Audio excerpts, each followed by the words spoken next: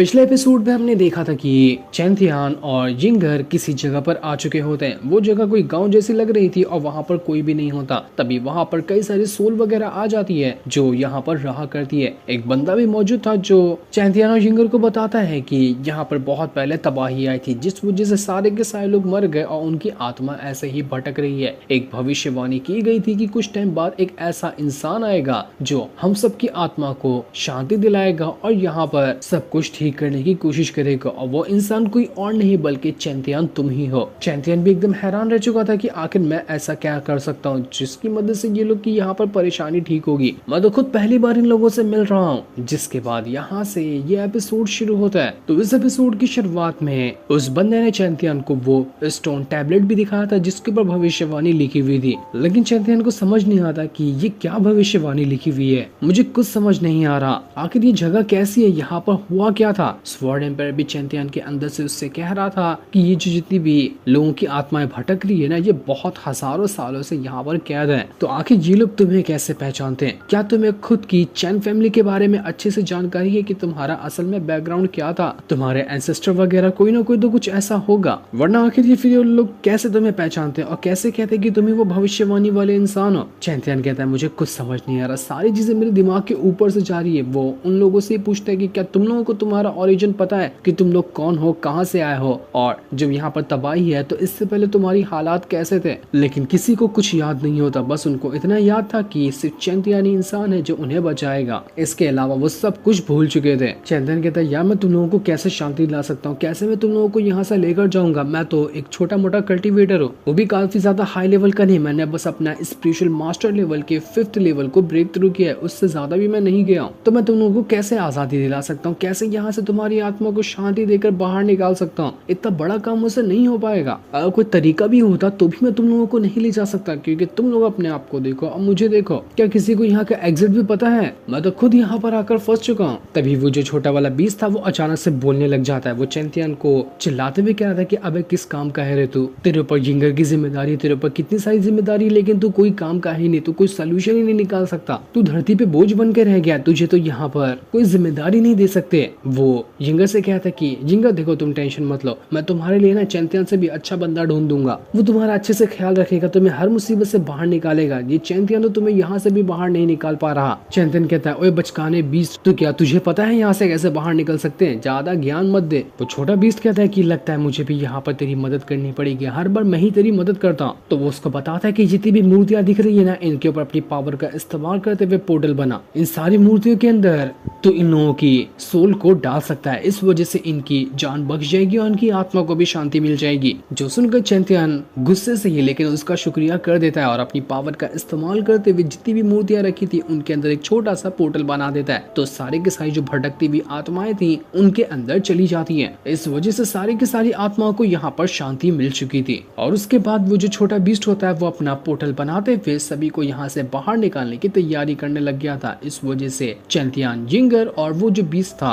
वो तीनों पोर्टल के अंदर जाने के बाद इस जगह से भी बाहर निकल कर आ जाते हैं। और अब वो उसी जगह पर पहुंच चुके थे जहाँ पर उनको टेस्ट के लिए सेक्ट ने भेजा था। यहाँ पर आने के बाद जिंगर कह रही थी कि हम तो बहुत ज्यादा लेट हो गए, कहीं ऐसा तो नहीं कि बाकी सारे लोगों ने सब के सब स्पिरिचुअल फ्रूट को हासिल कर लिया हो और हम हमें कोई फ्रूट मिले ही, इसलिए हमें जल्द से जल्द फ्रूट को हासिल करने की कोशिश करनी होगी। वो छोटा बीस्ट कहता है कि लगता है मुझे भी यहाँ पर ना तुम्हारी मदद करनी पड़ेगी। इस जगह पर बहुत सारे बीस्ट है जो तुम्हारी जान लेने की कोशिश करेंगे, लेकिन मैं एक बीस्ट किंग हूँ तो मैं यहाँ पर बीस्ट को कंट्रोल करते हुए उनके साथ मैटर सुलझा सकता हूँ, तो वो तुम्हें परेशान नहीं करेंगे। तो वो छोटा वाला बीस्ट अपनी पावर का इस्तेमाल करते हुए जितने भी आसपास बीस्ट थे उन सभी को बुलाने लग जाता है ताकि उनसे बातचीत करके मामला शांत कर सके, ताकि वो चैंथियान के ऊपर अटैक ना करे। तो वहाँ पर एक बहुत ही ज्यादा हाई लेवल की फॉक्स स्पिरिट आती है जो कि ड्रैगन के सर पे बैठकर आई हुई थी, और ये बहुत ही ज्यादा हाई लेवल की एक बीस्ट होती है। छोटा वाला बीस्ट भी कह रहा था कि मैं तो इतने ज्यादा हाई लेवल की बीस्ट को ऑर्डर नहीं दे सकता, तो तुम यहाँ पर क्या करने के लिए आई हो? जिस पर वो फॉक्स बीस्ट वाली कहती है कि यहाँ पर ना मेरे जो किंग है वो तुम सभी को इनवाइट करना चाहते हैं, तो इसी का इनविटेशन देने के लिए मैं यहाँ पर आई हुई हूँ। चैंथियान घबरा जाता है कि बाप रे, यहाँ पर एक बीस्ट से तो पीछा छूट नहीं रहा, ये दूसरा बीस्ट अब कहाँ से आ गया? लेकिन वो फॉक्स जो बीस्ट थी वो कहती है कि टेंशन लेने की जरूरत नहीं है, मेरे मास्टर यहाँ पर तुम लोगों की जान नहीं लेना चाहते, बस तुमसे कुछ बातें करना है तो तुम्हें वहाँ पर चलना होगा। अगर हम यहाँ पर तुम्हें मारने के लिए आए होते तो हम सोचते नहीं बल्कि जगह पर तुम्हारी जान ले लिया लिए होते, तो टेंशन मत लो और हमारे साथ चलो। जिस पर चैंथियन मान जाता है और वो उस बीस्ट के साथ वहाँ पर उसके महल में जाने के लिए निकल चुका था।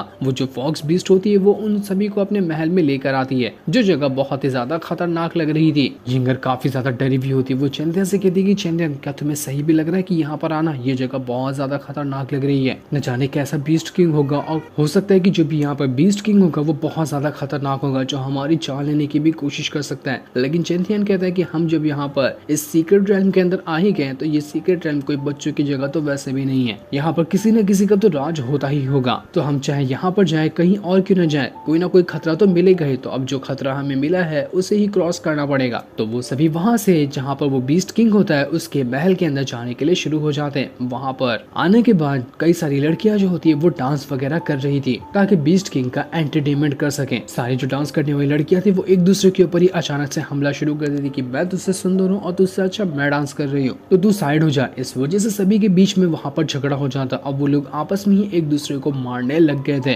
तब वहाँ पर एंट्री होती है बीस्ट किंग की, जो कि असल में कोई लड़का नहीं बल्कि एक लड़की होती है। वही यहाँ पर रहती है और यहाँ पर उसका राज चलता है। उसने चैंथियन और यिंगर को यहाँ पर बुलाया था। उसको देखकर चैंथियन और यिंगर दोनों हैरान रह जाते हैं कि ये कौन है, ये बहुत ज्यादा खतरनाक लग रही है। और वो जो बीस्ट किंग थी उसका नाम मेलिन होता है। वो जो मेलिन थी बस यहाँ पर चैंथियन को देखी जा रही थी और चैंथियन भी उसको देखने लग जाता है। तो यिंगर को गुस्सा आता है, तो वो चैंथियन के ऊपर हमला करते हुए कहती है कि क्या देख रहे हो बार बार उधर, ऐसे देखते रहोगे तो वो तुम्हारी सोल को भी निकाल लेगी, इसलिए उधर मत देखना वरना तुम्हारी बहुत पिटाई होगी। इस चीज को देखकर मेलिन जो होती है वो भी वहाँ पर हंसने लगती है कि लगता है तुम दोनों एक कपल हो और यहाँ पर आए हुए हो। चैंथियन उससे कहता है कि आपने यहाँ पर हमें बुलाया, कोई ना कोई जरूरी काम तो होगा ही, तो क्या आप हमें यहाँ पर बता सकती हैं कि कौन सा जरूरी काम है? जिसमें मेलिन कहती है कि मुझे यहाँ पर ना किंग मत कहो, क्योंकि तुम्हारे सामने जो छोटा सा बीस्ट है असल में वो है ओरिजिनल बीस्ट किंग, तो उसके सामने खुद को बीस्ट किंग कहलवाना मुझे ठीक नहीं लग रहा। वैसे मेरा नाम मेलिन है और मुझे यहाँ पर ना चैंथियन तुमसे एक छोटा सा काम था, तो यही काम को करने के लिए मैं तुम्हें यहाँ पर बुलाई हूँ। चैंथियन कहता है कि आपको मेरा नाम कैसे पता, क्या आप हमें अच्छे से जानती हैं? हम तो वैसे कोई हाई फाई कल्टिवेटर नहीं जो आपकी मदद कर सकें, लेकिन जो भी काम होगा वो हम करने की कोशिश जरूर करेंगे। मेलिन कहती है कि मैंने तुम दोनों को देखा था, तुम ना वो एंशिएंट फॉर्मेशन के अंदर फंस गए थे, तब तुमने किस तरह के वादे किए, किस तरह की फीलिंग शेयर की, वो सब कुछ मैं देख रही थी। उस चीज से मैं बहुत ज्यादा इम्प्रेस हुई हूँ। चैंथियन कहता है क्या आप यहाँ पर देख सकती थी कि उस फॉर्मेशन के अंदर क्या हो रहा था? अगर आप देख सकती है तो मतलब साफ है कि आप कोई मामूली इंसान तो नहीं, आप बहुत ही ज्यादा हाई लेवल की एक कल्टिवेटर भी हैं, जिसके सामने जल्दी कोई नहीं टिक पाता होगा, क्योंकि मैं खुद बड़ी मुश्किल से उस फॉर्मेशन के अंदर से अपनी जान बचाकर बाहर निकला। तो